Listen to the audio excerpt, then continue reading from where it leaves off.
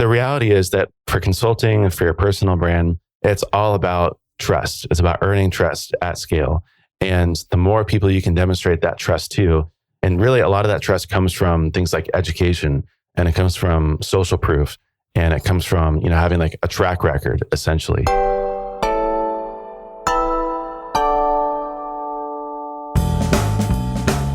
Hello and welcome to another episode of the Confessions of a B2B Marketer podcast. My name is Tom Hunt, your host, and today we have an incredible guest. We have Corey Haines. Now, this guy is on a journey. He's on a journey through the world of marketing. For those that don't know, Corey started off his journey at Baremetrics, experienced some pretty rapid growth with the company, and also experienced a lot of exposure through their brand. He's since left and is working on a few different products, all in the world of marketing. So we jump into Corey's understanding and definition of marketing, but also we highlight and illuminate his journey through the world of marketing, which I think is going to be very useful for any marketers listening. And now, before we get into that, I have to give a shout out to my man, John Draper, who left this delightful review on Apple Podcasts. I only recently discovered this podcast whilst out on a slow run. I listen to a lot of podcasts around marketing and business, and the way Tom so openly shares his own insights, as well as interviews others, is really unique and valuable. Thank you, John. John's business is Stormy Studio, an award-winning UK business animation studio, can be found at stormystudio.com. And of course, guys, I have to give a shout out to the only tool you must have in your marketing toolbox. Now, at Fame and Bcast, we're pretty lean in that we don't like to bring in costs that are not directly going to add value to us as a business or directly to our customers. And we are, of course, paying for Ahrefs. But you don't actually have to pay, because Ahrefs have pulled out 3 of their best features and will give them to you for free. You simply have to go to ahrefs.com/webmastertools. Those 3 things are obviously monitoring your SEO health. They scan for various different issues and tell you when something goes wrong. They tell you when you get new backlinks, and they also tell you which keywords are bringing you that traffic. Is completely free. ahrefs.com/webmastertools. Go and do it. Now, let's jump in to the discussion with Corey. Corey, welcome to the show. Thank you for having me. Yeah, glad to be here. So, Corey, you're clearly on a journey, right? A journey within the world of marketing. And so my goal for this episode is to understand more about you and the journey from pre-Baremetrics, and up to today, but then also ideally take some marketing learnings from that journey that the audience can gain. So let's kick off and understand the almost pre-Baremetrics stage. Where were you? Why did you originally decide to join Baremetrics? Yeah, so I'll zoom out a little bit and kind of rewind into even post-breaking into tech a little bit. And I guess my marketing journey sort of started in college, and I was like an accidental marketer. I think, as most people would, no one grows up wanting to be a marketer most days. And so in college, I had started listening to podcasts. I sort of always had this end goal of being an entrepreneur and a founder, but I didn't really know the right way to get there. So I thought maybe I'd go through finance and I'd, get an accounting degree and sort of climb the corporate ladder and then be a CEO one day, maybe, possibly. And then I started listening to all these podcasts about people who were entrepreneurs. And then it kind of flipped everything, because the entrepreneurs I really admired and liked were all e-commerce founders. And so I started getting more into e-commerce. And then e-commerce is being an entrepreneur in e-commerce and a marketer is one and the same, basically. And so I found myself learning web design, email marketing, store inventory, CRO, kind of best practices. And then I started doing a little bit of web design in college, just kind of pay the bills and just for extra cash. And because friends were hey, you design websites and, yours looks good. So can you help me? And so I would help people with local stores, and friends set up their Shopify store. And then I was still planning on going through and getting a finance degree. But the college that I transferred to, I found out after transferring that they didn't have an accounting degree. And the 2 degrees that they offered were business marketing and business global management. I was I don't know what this whole global management thing is. So I might as well just do marketing. And then figured out oh, this is actually right up my alley and what I really like. And so fast forward now to the end of college, I was planning to propose to my girlfriend. And the sort of terms with her parents were I need to have a job lined up for after I graduated. And so I hit the phones, hit the internet, started going through Google on sort of best places to work. it happened, I went through a whole bunch. Actually, I got hung up once, which is like a crazy story if you wanted to get into it. But I ended up getting an interview with this tech startup here in San Diego called Cordial, and got hired on the spot. I started as the marketing intern there. So Cordial, I call it like my crash course in marketing because I was the first marketing hire.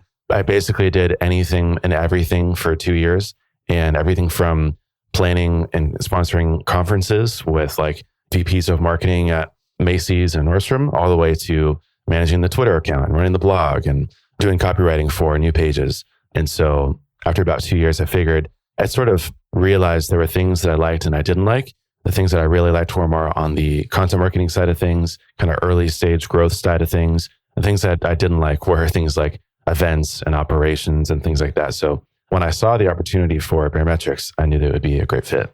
Awesome. So the whole journey started with podcasting. Yeah. And then it sounds like you had 2 years or a great foundational 2 years, the typical intern role where you're literally doing everything and you might be rubbish at the start. By the end of the 2 years, you're getting better at copywriting, etc. So that all makes total sense. And then you just saw an ad for the Baremetrics role. But was that head of growth? Was that job ad for that role, or it was okay? Yeah, I'd actually started as an intern. About 3 months later, after I graduated, I got hired on full time, and then it was like officially like the marketing manager, essentially. And then later moved on to be like the content marketing manager. But actually, so the job ad for Baremetrics was a tweet from Josh, essentially. And so there was an official sort of job description and posting on the website, but that's how I saw it. It wasn't like I was looking for a new job or scanning through Indeed or Monster. It just kind of like popped up my feed because, again, I listened to his podcast and was aware of this whole kind of SaaS world and bootstrapping world. The podcast appears again. Now, there's something that happened with you at Baremetrics. Now, I think I first heard of you personally through Baremetrics, in that either it was an active decision by you or other people in Baremetrics to raise your profile or to have you almost as an influencer in the industry. Was that an active decision from your or their side, or did that just happen naturally? Yeah, it was sort of a natural evolution that I think I maybe like amplified or kind of invested into. I remember actually, when I announced that I got the job and Josh announced it as well, I gained like 1,000 followers overnight. I went from like 500 to 1,500 on Twitter, and I had already been active there, but basically it was like, everyone was like, oh, who's this guy? What is he going to do for Baremetrics? What should we know about him? And then I also knew that I just wanted to get plugged in with the community. I took the job with Baremetrics because I really wanted to work with and get to know and be close to SaaS founders, because that was my kind of end goal that I had in sight. So I thought, what better way to sort of get some experience through osmosis than to be able to like sit down with founders, look at their metrics, talk about their business, and kind of get an inside look. It was just a little bit selfish, but really I just wanted to get to know the community. I wanted to help out. And I also knew that if I was going to do that, I would have to sort of prove who I was and why I should be worthy of someone's attention, because it would be sort of selfish and assuming of me to just kind of like come in and then be like, oh, I'm the head of growth now, and you should listen to me because X, Y, and Z. Like I had to be able to prove that I knew what I was talking about, to be helpful, to give. And so my sort of personal brand or personal profile, if you want to say, was just a result of me trying to build goodwill with the community. Makes sense. It's a super interesting question for me, talking about the value transfer between employee and business owner, because clearly the value you got from Baremetrics, you were remunerated fairly, I assume. You learned a lot in the journey, but you also were exposed to the audience of Baremetrics, and that presumably has helped you in your journey to date. And so some employers may try to steer away from that, and they wouldn't want the audience of their business that they spent money to build up to be transposed onto their employees. What do you think about that? And if you had employees in the future that were benefiting from your personal brand or your business brand, what would you do about those? Would you encourage that? I think it's becoming more and more apparent that the employee brand and the personal brand, it like far eclipses the company brands. Because especially today, like there's all these sort of corporate logos on social media, and people don't want to interact with companies because they know that there's a person behind it or there's a team of people behind it, but it still doesn't feel personal at all. And so you see a lot of people embracing sort of like these public founder figures, especially like people like Elon Musk, right? Where you can kind of, like no one follows Tesla. They follow Elon Musk for Tesla, essentially, right? So he becomes like the spokesperson. The real opportunity and risk is when you start to do the same thing with employees, not just founders of a business. The pros are definitely that you see companies like Drift, where they really raise up the profile of someone like Dave Gerhardt with the Seeking Wisdom podcast. And now he's like a mini founder in and of himself. He has his own following, and like he can sort of brute force his way into getting more people to get to know Drift, and sort of it's a rising tide lifts all boats. And you saw a lot of other people do that at Drift as well, where I think, again, it wasn't like this, oh, here's who I am, but it was just how can I build goodwill with the community by being a very kind of public facing figure and talking about what we're doing, sharing our learnings, being transparent, and not necessarily like being a thought leader, quote unquote. And in that way, I mean, it's almost like having, everyone becomes the marketing team essentially, which is fantastic because when everyone's a marketer, then you become 5 to 10 times more effective, and you can really amplify the voices of those people. The cons are it's risky, obviously, right? I mean, what if Dave Gerhardt went to a competitor, or what if an employee does something wrong or bad? Or we haven't seen a lot of those. I think that might become more apparent later on, but still, I think that there's a lot of inherent risk in it. I'm all for it. I think it's the future. I think that we're going to see a lot more companies really invest in their employees and helping give them a voice. Baremetrics grew while you were head of growth. I think you were there for about 1.5 years. What would you say is the one or two things that you did that had the biggest impact on growth? It's interesting because if you look at Baremetrics, and public metrics are, the metrics are public, so you can go to demo.baremetrics.com and you can look through a lot of the key metrics like MRR and average revenue per user and lifetime value and churn and active customers. And if you look especially at the active customers metric, it's fairly flat for about 3 or 4 years. And so really where a lot of the growth came from was in the form of expansion revenue. And it's not really a coincidence either, because we made a lot of investments into the pricing model and the pricing strategy, as well as add-ons for Baremetrics as well. So it wasn't just the metrics and the analytics. Then there was also Recover and Cancellation Insights.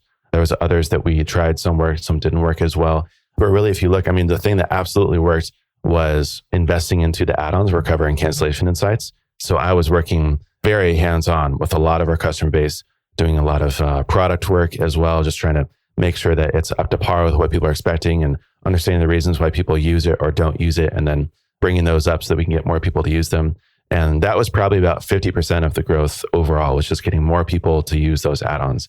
The other one is the pricing. The pricing had huge gaps. There was a lot of outdated kind of practices and systems. It was even as simple as just, hey, let's figure out a good way to get people to upgrade at the appropriate time, because people would just kind of put it off, or they would get a discount, or there's all sorts of missed, like low-hanging fruit essentially. And so tighten the pricing, introduce new tiers, introduce new ways to upgrade, new paths to upsells. And that worked really, really well. But if you see that the active customers didn't move a lot, and that was a struggle, to be honest, that was hard, but we managed to grow mainly through expansion. For someone who's built their career around marketing, who hosts a podcast called Everything is Marketing, are you saying that 50% of the drivers to Baremetrics growth were product? Tell us more. Do you think I'm accurate by saying that? Well, I wouldn't say it's product necessarily. One of the factors was the pricing within the product that was kind of anchored on a value metric of MRR, right? And so the more that a company or customer grows, the more that Baremetrics grows. And so inherently there's kind of like this tailwind that we could ride, where as the customer base grew and companies were successful, our MRR would just naturally grow with them, essentially, to a certain degree. We're capturing a small part of that. But there were these huge gaps, right? And so if you had pricing tiers at 10,000 MRR, 100,000 MRR, and 1 million MRR, we would not get these results at all. The expansion would not happen because the jumps would be too high. We would either be drastically under monetizing or drastically over monetizing and causing a lot of churn. And so we really tweaked the pricing model to really figure out the right tiers, the right places, the right way to introduce it so that people weren't sort of triggered and turned off by it, and the right way to capture that value as well, because there was a lot of other things. We really simplified it at the end of the day a lot. So I wouldn't call it price, or I wouldn't call it product, but at the end of the day, I would also argue that everything is marketing, even sort of the product and the way that it's used. And again, those kind of mechanisms and levers that you use to extract value from the product. It was a beautiful tee up for a pitch on the podcast. We'll talk more about that later though. Now, so it seems from the early parts of this interview, you were saying that perhaps it was always a goal for you to be entrepreneur/CEO. You then spent, I think it was 4 to 5 years employed in marketing or growth roles, right? So why I think it was about a year and a half ago, or maybe less than that actually, did you decide to leave and take that step to the thing that you were planning to do? Yeah. So it was, as of this recording, it was last September. So it was about 6 months ago, which is crazy because already that much time has passed. But essentially came to the time where I figured like I was getting some traction with Swipe Files, which I knew was sort of like what I call launchpad business, or what Andrew Wilkinson would call launchpad business, where it's not going to like take me to the moon, make me a billionaire or anything. Not that I even want to become a billionaire, but it's something that's basically just going to pay the bills, not require a ton of time, be something that I can sort of invest in and long-term, essentially. Sorry to jump in because I want to make sure we capture this. Swipe Files was something that you started while still at Baremetrics. Correct. Yeah, on a side project. And what is Swipe Files? It's essentially a membership site, is how I sort of describe it to my mom. The fancier version is content, courses, and community to master marketing. So it's basically just a community built off the back of content and courses where, we all come together. And the premise really is to help each other kind of level up through using a lot of different ideas from different industries and not just using the same old playbooks and tactics. Swipefiles.com. There it is. There we go. Yeah. Now, so Josh was aware that you were doing this and was supportive, I assume. Yeah, absolutely. We all had side projects. He has and had many, many, many side projects. And so it was a natural kind of part of the company culture. I think we do have to give a shout out to Josh because two things he did whilst you were at Baremetrics have really enabled you to flourish, I would say, both at Baremetrics and Path. Absolutely. So big shout out to Josh. Allowing you to build the personal brand and leveraging Baremetrics to do that.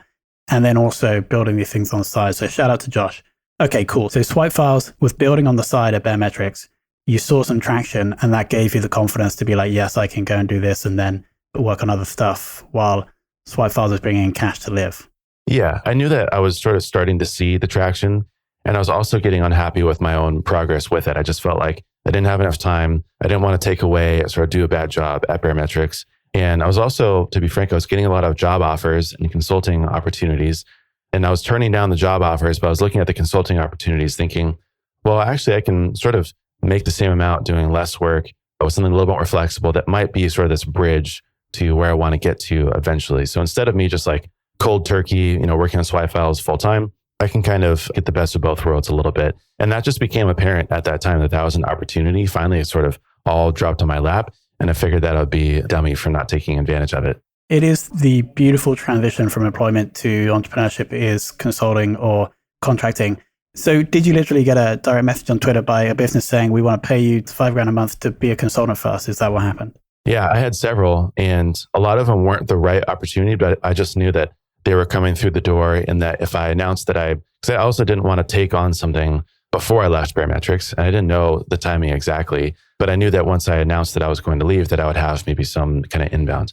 What ended up happening was I announced that I was leaving, and then I literally had like hundreds of people reach out over email and DMs. And it's a really fortunate position to be in because I basically just got to kind of cherry pick, like, here are the best opportunities and here are the most interesting ones, or the things that I think I can do the best, which is not everyone's experience. But I knew that was going to be an option for me and something I could do on the side part-time while I work in Swipe Files and other ventures. For sure. That's like an amazing position to be in. Why do you think that you got all of these inbound inquiries? I think just the trust and the goodwill that I had built up with the community. I mean, I couldn't like hawk it up to any sort of growth hack or tactic that I used or smart like offer that I made. It wasn't about the copywriting or this thing that I did, the strategy that I employed. It was really just goodwill I had built up. I had a lot of people at Baremetrics say, hey, will you do consulting for us on the side, with a Baremetrics customer? I don't have to tell them no, because that'd be a conflict of interest and I don't have the time and it'd be an awkward relationship, and pretty sure that that's against sort of the terms of me being an employee of Baremetrics as well. And so I knew that was a thing, but also I just think it was me being able to demonstrate that I knew that what I was talking about and that people recognized that there was something there that if I could, with all my experience at Baremetrics, transfer some of that over to them because I had some unique kind of skills and knowledge. Basically, being good at your job and being a legend is what I like to call it. I wouldn't say being good. Being a legend. I mean, the reality is that for consulting and for your personal brand, it's all about trust. It's about earning trust at scale. And the more people you can demonstrate that trust to, and really a lot of that trust comes from things like education, and it comes from social proof And it comes from, having like a track record essentially. And I just happened to have all three of those going for me. I was doing a lot of education through Baremetrics. I had sort of proof with work I was doing for other customers and Baremetrics. And then I had the track record of being able to do those things for Baremetrics and other customers, as well as my own side projects as well, because I was launching a job board. I launched 2 courses. I launched Swipe Files. And so people could see that there was something there. I think that's a mistake that a lot of marketers make, is they don't think of themselves like designers do this really well. They have a portfolio. They make they actually do a really good job of kind of curating a personal brand and having like this image and persona that they put off. And marketers, they go to the next job or the next consulting and they say, well, here's what I can do. And here are the things that I'm good at. But they have nothing to back it up. There's no case studies. There's no proof. There's no public record of sort of what they've done. And so what do people have to go off of? And so I think that was one of the things I had going for me. Totally agreed. We're getting into the meat now. So we have Swipe Files. We have some consulting contracts. I assume, correct me if I'm wrong, the goal is to transition off of consulting ultimately. Yeah, correct. Awesome. And so this was 6 months ago that you left. Have we transitioned off of consulting now, or are we still doing some work? Yeah, still doing consulting, still in what I call entrepreneur purgatory, where I'm kind of halfway, straddling the fence a little bit, but definitely ramping that down. So basically, I'm not trying to, again, do the cold turkey, like I'm just going to stop consulting one day, but basically ramping down a little bit. I'm really only working with one client right now and doing some basic advisory work for a couple others. Whereas before I was handling multiple contracts and I was advising a whole bunch of people, and then I was doing paid deliverables and sort of these one-off projects.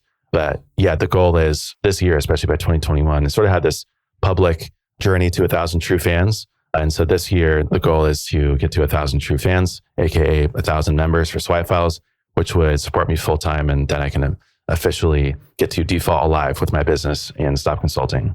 How much is Swipe Files per month? Per month, it's about $8, $9. It's $99 a year. This is no-brainer. Yeah, absolutely. I mean, that was my whole goal, was like, look, there's going to be a ton of value in the community. In fact, the whole strategy with the community is to what Rosie Sherry calls like do some digital gardening. And so you're just like building and growing things within there. And over time, there's sort of these network effects, both with the people and with the knowledge that gets curated within the community. And I just wanted to find a price point that would be a no-brainer for anyone and everyone. I can figure out the pricing later, increase, decrease, but I just wanted to pick a number that was easy for people to understand and get on board with. Well, let's get Corey closer to the 1,000 true fans. Anybody listening, swipefiles.com. Let's pick up the $8 per month membership. Okay, so I want to understand the other things that you've been doing since leaving. We mentioned a job board. Could you explain that? Because I also, from my research, believe you've now got rid of that. And then the courses you mentioned, are they part of Swipe Files or are they external? And then also anything else you've been doing?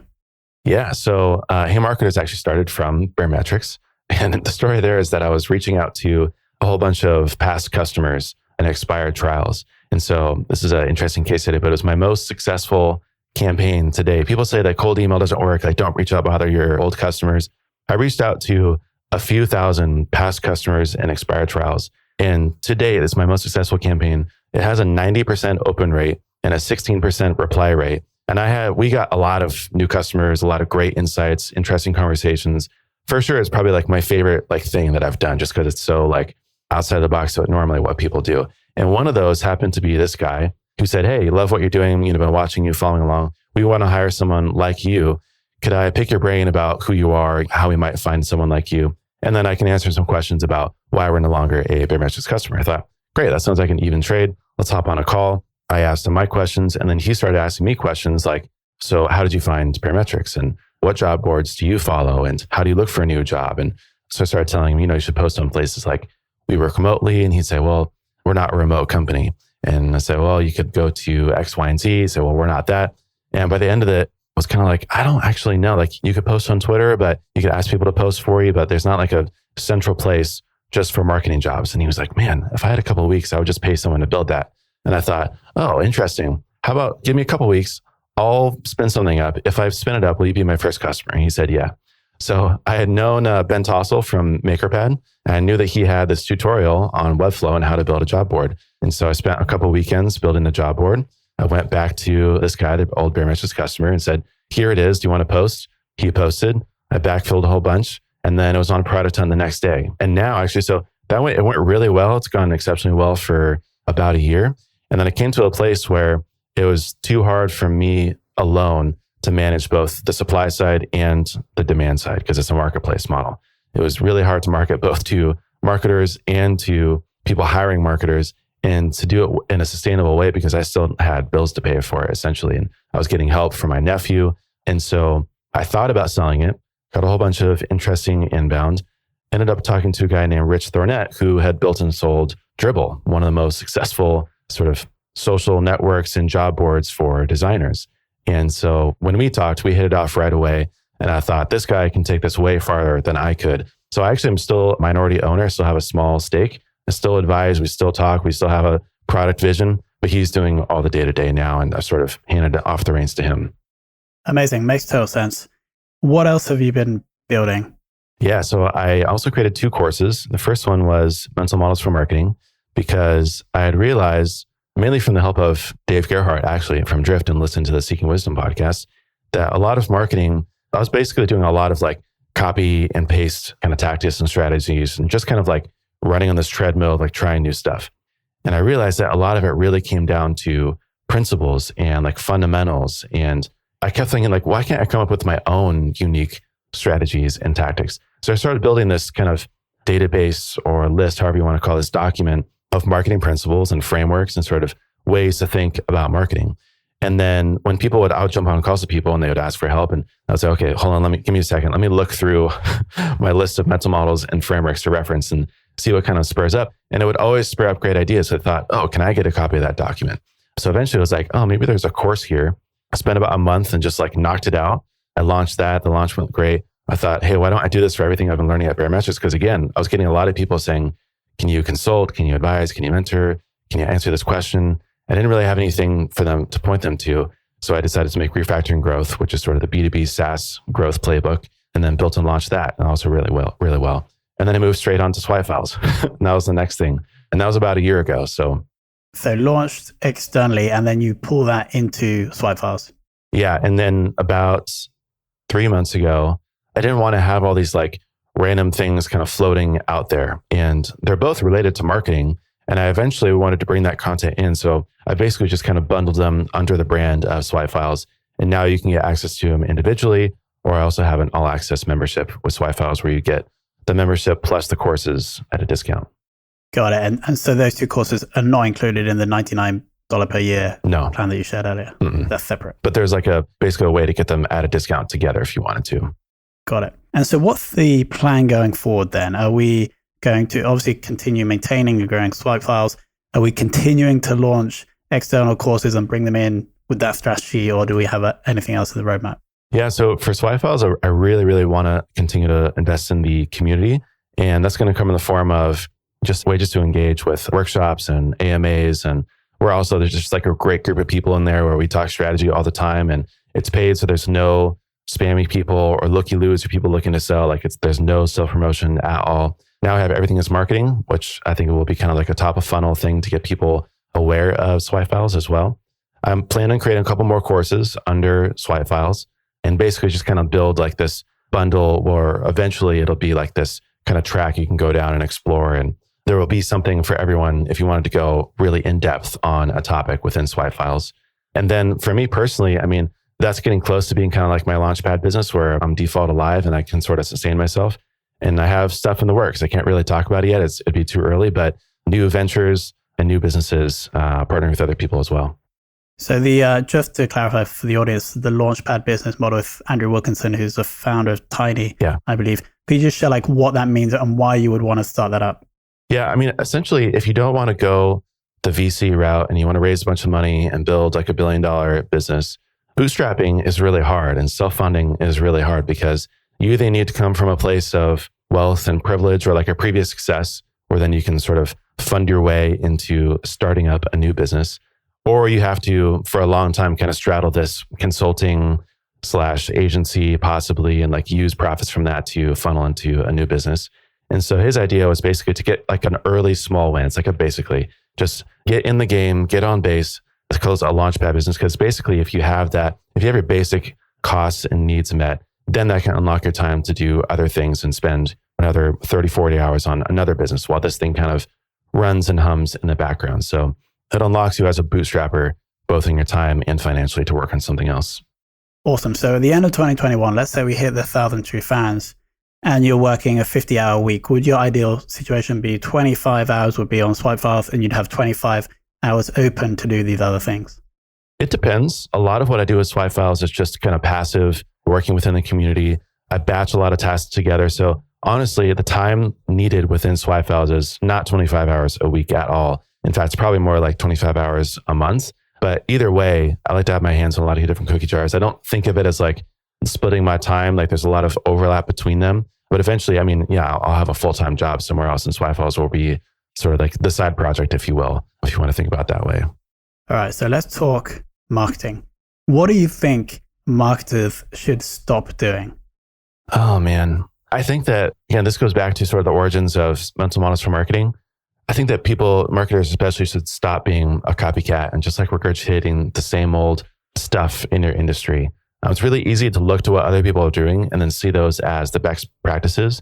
But it's kind of like a game of telephone where like I say one thing and the next person said, and then like by the end of it, we're like, wait, why are we doing this again? Like, why do we have chatbots on our website? And like, why is everyone going after like these keywords? And why are we like all doing the same types of events and campaigns and using the same words? And I think that hurts us because if you only look to what your competitors and other people in your industry are doing, you're really, really limiting yourself and putting yourself in a box of what's possible for you and for your business. And so conversely, I think what marketers should start doing is to look completely outside of the box, look to completely different industries, get inspiration from wildly different sources and types of people and different skills and backgrounds to really come up with new and innovative stuff. Because again, I see the same old stuff all the time and it's boring. That's why things don't go well, is because it's boring at the end of the day. You have to think outside the box. You have to be new. You have to be innovative in order to stand out today. Did you listen to the interview with the Gong CMO on Chris Walker's State of Demand Gen podcast, where he essentially said this? They ended up doing a Super Bowl ad that cost them X amount of $1 million because of the exact thing you just said. It also reminds me of Seth Godin's book called Purple Cow, where there's like value in the thing just because it's different. And so you are going to get this bonus almost of attention by doing something that people are not sure about. And so I totally agree. Final question is, what do you think is one belief that most marketers hold that you disagree with? And it could be related to the answer you just gave, I guess. Yeah, I'll go in a different direction just for the sake of being different and giving something new. I think that we've largely left the term growth hacking. We sort of abandoned like that title and that position mostly. I think for good reasons. There were good intentions behind it, but I don't think we've abandoned the practices and beliefs of growth hacking, which is that it's all about these micro optimizations and funnel metrics and like making these tweaks and changes that will unlock a lot of growth. That's really only true at huge scale and for mainly kind of consumer businesses, especially for a B2B SaaS business. You're not going to optimize your way to success. You have to take big swings. You have to innovate. You have to think outside the box. You have to do new and innovative things because everyone knows you're not going to get anything by changing the button color. But we do things like we'll change like a paragraph under the heading, or we'll do like a slightly different ad in the campaign, or we'll tweak we'll do a landing page and it'll only be like a little bit different. And then people wonder why they don't get any better. They don't have any crazy results. It's because you're optimizing. And when you're working with small numbers, which most of us relatively are, you need really, really, really big numbers to get big results with optimizations.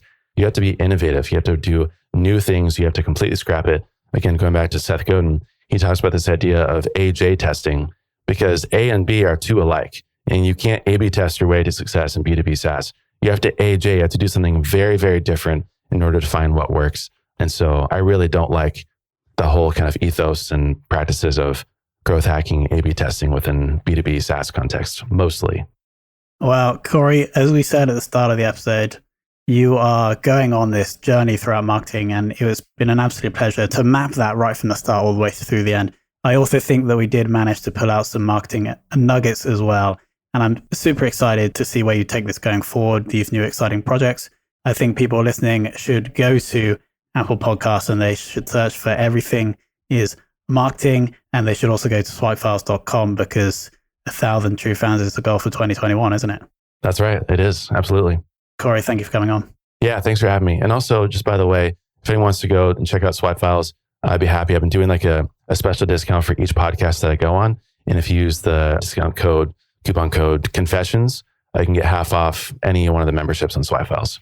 There we go. Absolute no-brainer. So the basic membership would be $48.50 with the code.